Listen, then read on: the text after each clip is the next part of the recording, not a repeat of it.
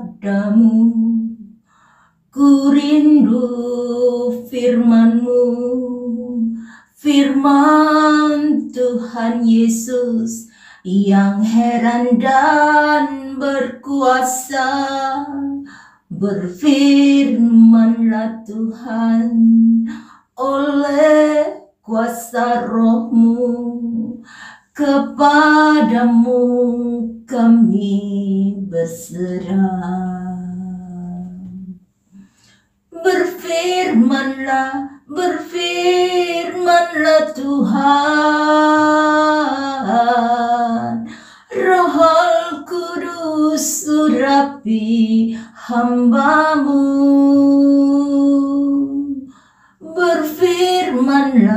Berfirmanlah Tuhan, ku rindu menikmati sabdamu, ku rindu sabdamu, ku rindu firman-Mu, firman Tuhan Yesus yang heran dan berkuasa. Berfirmanlah Tuhan oleh kuasa Roh-Mu, kepadamu kami berserah. Berfirmanlah Tuhan, Roh Kudus urapi hamba-Mu. Berfirmanlah Tuhan, ku rindu menikmati sabdamu. Haleluya, haleluya, haleluya. Kami memuji-Mu Tuhan, kami meninggikan Engkau, kami memuliakan nama-Mu. Ini keberadaan kami di hadap Tuhan. Mari Bapa, kami menyerahkan Tuhan seluruh keberadaan kami ke dalam tangan kuat kuasa-Mu.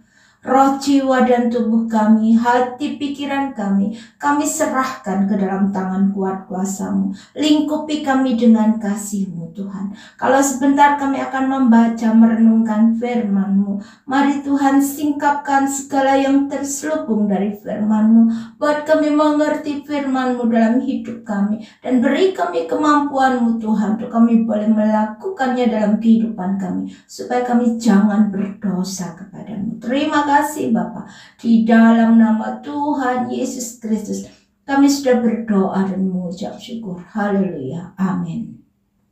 Salam, salam sejahtera di dalam nama Tuhan Yesus Kristus. Bapak Ibu Saudara sekalian, mari kita membaca merenungkan firman Tuhan yang saya beri tema firman menjadi manusia. Ayat pembacaan firman Tuhan saya ambil di dalam Yohanes 1 ayat yang ke-14. Firman itu telah menjadi manusia dan diam di antara kita, dan kita telah melihat kemuliaannya, yaitu kemuliaan yang diberikan kepadanya sebagai anak tunggal Bapa, penuh kasih karunia dan kebenaran. Firman menjadi manusia, yaitu Yesus Kristus. Dialah Allah yang menciptakan langit dan bumi dan segala isinya. Tetapi Yesus Kristus merelakan dirinya turun ke dalam dunia ini, meninggalkan segala kemuliaannya di sorga. Tidakkah kita sadar dan mengetahui bahwa Allah yang maha besar, maha segala-galanya telah menjejakkan kakinya di dunia ini dan hidup di dunia ini sama seperti kita. Sementara Tuhan Yesus berasal dari sorga. Kelahiran Yesus Kristus memberikan makna yang tak terukur nilainya bagi manusia. Yesus Kristus datang ke dalam dunia ini menjadi juru selamat kita untuk menyelamatkan kita manusia berdosa. Itu manusia yang menaruh iman percaya kepada Yesus Kristus, maka ia akan dilepaskan dari maut atau neraka kekal. Anugerah keselamatan kekal yang diberikan Allah kepada kita manusia itu gratis, cuma-cuma, tanpa bayar. Manusia memperoleh keselamatan itu tanpa sesuatu harga apapun, tetapi Allah yang telah membayar harganya dengan cara Yesus Kristus mati di atas kayu salib. Firman telah menjadi manusia. Firman Tuhan menuliskan, ia telah ada di dalam dunia ini dan dunia dijadikan olehnya, tetapi dunia tidak mengenalnya. Ia datang kepada milik kepunyaannya, tetapi orang-orang kepunyaannya tidak menerima dia. Mengapa dunia tidak mengenal Yesus Kristus, bahkan menolak Yesus Kristus? Karena Yesus Kristus tidak tinggal di istana raja seperti yang mereka harapkan. Tapi Yesus Kristus terlahir sebagai anak tukang kayu, dan selama dalam pelayanannya Yesus Kristus melayani, mengadakan waktu dengan orang-orang berdosa, juga dengan ahli-ahli Taurat, sehingga banyak orang yang menjadi kecewa dan menolak Yesus. Tetapi Tuhan Yesus merasa puas ketika mengetahui bahwa murid-muridnya mampu menangkap dan memahami apa yang dikatakan oleh Tuhan Yesus. Yohanes 16 ayat 29, kata murid-muridnya, lihat, sekarang engkau terus terang berkata-kata dan engkau tidak memakai kiasan. Sekarang kami tahu bahwa engkau mengetahui segala sesuatu dan tidak perlu orang bertanya kepadamu. Karena itu kami percaya bahwa engkau datang dari Allah. Jawab Yesus kepada mereka, percayakah kamu sekarang? Dalam Yohanes 17 ayat yang ke-6, aku telah menyatakan namamu kepada semua orang yang engkau berikan kepadaku dari dunia. Mereka itu milikmu dan engkau telah memberikan mereka kepadaku dan mereka telah menuruti firman-Mu. Sekarang mereka tahu bahwa semua yang engkau berikan kepadaku itu berasal daripadamu, sebab segala firman yang engkau sampaikan kepadaku telah kusampaikan kepada mereka, dan mereka telah menerimanya. Mereka tahu benar-benar bahwa aku datang daripadamu, dan mereka percaya bahwa engkaulah yang mengutus aku. Di dalam Filipi 2 ayat yang ke-6, yang walaupun dalam rupa Allah tidak menganggap kesetaraan dengan Allah itu sebagai milik yang harus dipertahankan. Dalam rupa Allah maksudnya di sini adalah suatu keberadaan yang dari asal mulanya, yang dari sononya, bahwa Yesus Kristus itu dalam rupa Allah, bahwa Yesus Kristus sebelum menjadi manusia, dia adalah Allah. Dia adalah Alfa dan Omega, yang awal dan yang akhir. Dalam hidupnya sebagai manusia, ia telah mengosongkan dirinya dengan mengambil rupa seorang hamba. Ia menjadi sama dengan manusia dan hidup dalam keterbatasan manusia, sehingga orang sulit mengenali dia bahwa dia adalah Allah. Penjelmaan Yesus Kristus menjadi manusia merupakan suatu kerendahan yang terbesar baginya. Karena kasihnya, maka ia mengambil tubuh manusia. Ia turun dari ketinggian di atas ketinggian sampai kerendahan di bawah kerendahan, yaitu ketika Tuhan Yesus mati digantung di atas kayu salib. Salib yang sangat menyakitkan dan Yesus Kristus diperlakukan sebagai penjahat. Ini adalah harga bayar yang Tuhan Yesus telah berikan kepada saudara dan saya untuk menyelamatkan kita manusia. Filipi 2 ayat yang ke-7.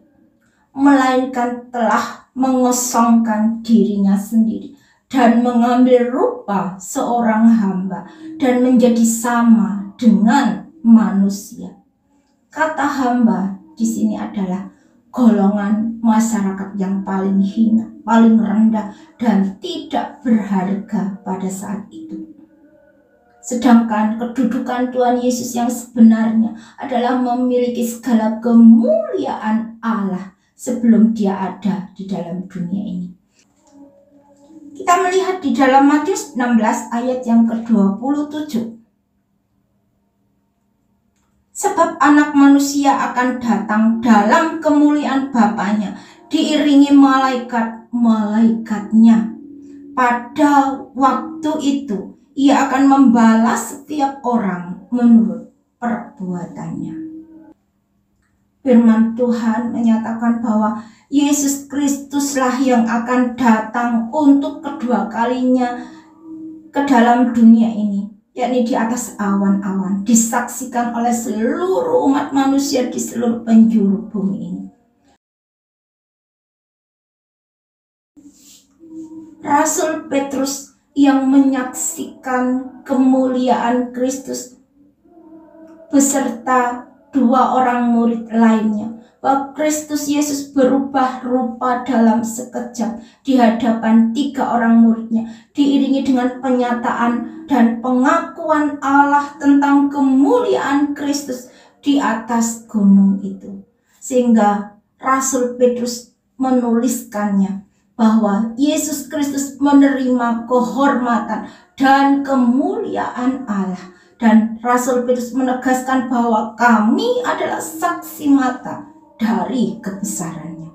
Jadi selama hidup di dunia ini, Yesus Kristus telah mengambil tempat dan golongan manusia yang terhina dan tak berdaya, dan benar-benar mengosongkan dirinya dari kemuliaan Allah. Hal ini berarti bahwa Yesus Kristus bukan saja menyembunyikan kebesaran dan kemuliaannya sebagai Allah, tapi dengan kerendahan dan kehinanya sebagai manusia, dan lebih daripada itu, Yesus Kristus telah mengosongkan dirinya begitu rupa sehingga manusia tidak dapat mengenalnya bahwa dia adalah Allah, kecuali dia sendiri dan Allah. Tetapi setiap orang yang percaya kepadanya beroleh keselamatan dan dijadikan sebagai anak-anak Allah. Dalam hidupnya sebagai manusia, dia telah mempersembahkan doa, permohonan, dan ratap tangis dan keluhan kepada Dia yang sanggup menyelamatkannya dari maut, dan karena kesalehannya ia telah didengarkan. Demikianlah kita menerima karya penebusan besar yang terus berlangsung di seluruh dunia ini sampai hari ini, bahkan sampai kedatangan Yesus Kristus yang kedua kali. Allah bekerja melalui inkarnasinya, yaitu hidupnya yang ia tanamkan dalam diri manusia, dan hidup yang mereka hidupi itu dalam segala keadaannya adalah yang akan merubah dunia ini.